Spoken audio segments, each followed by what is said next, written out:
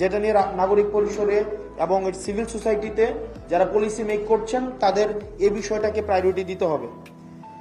তারপরে হচ্ছে অর্থাৎ এই বিষয়গুলোকে আমরা অ্যাড্রেস করার জন্য আমরা পলিসি প্রপোজ করেছিলাম যে রিফরমেশনে আমরা পুলিশ সংস্কার কমিশন করা, যাতে করে তাদের পোস্টিং প্রমোশনের ক্ষেত্রে একটা ইন্ডিপেন্ডেন্ট একটা বোর্ড করে দিয়ে একটা সাংবিধানিক প্রতিষ্ঠান অন্য যে প্রতিষ্ঠানগুলো রয়েছে একটা ইন্ডিপেন্ডেন্ট কমিশন থাকবে যেটা তাদের পোস্টিং প্রমোশনগুলা হচ্ছে নিয়ন্ত্রণ করবে এবং তাদের প্রত্যেকটা ডিসিশনকে পরবর্তীতে রিঅ্যাসেস করার একটা হচ্ছে প্রক্রিয়া থাকবে। এটা শুধুমাত্র একটা মন্ত্রণালয়ে এটা হচ্ছে কোনো রাজনৈতিক দলের অধীনে থাকবে না। এই বিষয়গুলো আমরা আমাদের জায়গা থেকে আমরা প্রপোজ করেছি।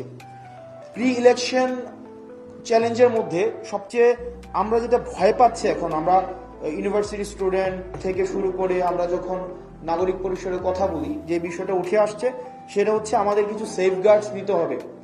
Online cyber bullying, overall cyber bullying and বিশেষ করে bullying against women by using artificial intelligence, এটা খুবই আমাদের জন্য সবচেয়ে বড় চ্যালেঞ্জ। এখন কিভাবে আমরা সাইবার বুলিংটা আমরা ডিল করব এবং হচ্ছে এই অনলাইন বুলিং এগেনস্ট উইমেন এটাকে আমরা কিভাবে ডিল করব, এটা নিয়ে আমাদের ডিসকাশন আমাদের করতে হবে এবং এটা আমাদের জনপরিসরে এই আলাপটাকে খুব সহজতর করতে হবে। প্রি ইলেকশন আমাদের চ্যালেঞ্জের মধ্যে তার পরবর্তী চ্যালেঞ্জ যেটা আমরা দেখেছি সেটা হচ্ছে নমিনেশন বাণিজ্য। এটা হচ্ছে ইন্ট্রা পার্টির মধ্যে এই বিষয়টা হয়, প্রত্যেকটা ইন্ট্রা পার্টি চ্যালেঞ্জ। এটা যদি আমি আরেকটু ডিপ ডাউনে যাই তাহলে ইন্ট্রা পার্টি চ্যালেঞ্জ, ইন্ট্রা পার্টিতে সেটা হচ্ছে, আমি সময় বেশি হয়ে যাচ্ছে, আমি শেষ করে দেব। আলোচনাটা অনেক লম্বা করা যায় যদি আমরা পলিসির জায়গা থেকে আলোচনাটা করি।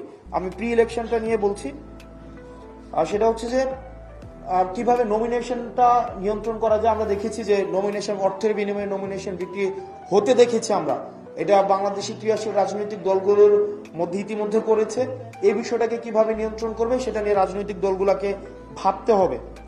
তারপর হচ্ছে যে আমাদের প্রি ইলেকশন চ্যালেঞ্জের মধ্যে একটা গুরুত্বপূর্ণ চ্যালেঞ্জ হচ্ছে role of agencies and army. এটা কিন্তু এখনো পর্যন্ত খুবই গুরুত্বপূর্ণ একটা বিষয়। আমরা এখনো পর্যন্ত দেখছি যে বিভিন্ন এজেন্সি, সরকারি এজেন্সি বিগত সময়ে যেভাবে রাজনীতিকে নিয়ন্ত্রণ করার চেষ্টা করেছে এখনো পর্যন্ত করছে। আমরা এটাকে কতটা ডিসঅ্যাসোসিয়েট করতে পারি এটা আমাদের জন্য কিন্তু একটা চ্যালেঞ্জ। এটা পলিটিক্যাল কালচারের মধ্য দিয়ে হয়ে উঠবে, এটাকে ওভারনাইট সম্ভব না, কিন্তু আমরা একটা পলিটিক্যাল কনসেনসাসের মধ্যে আসতে হবে।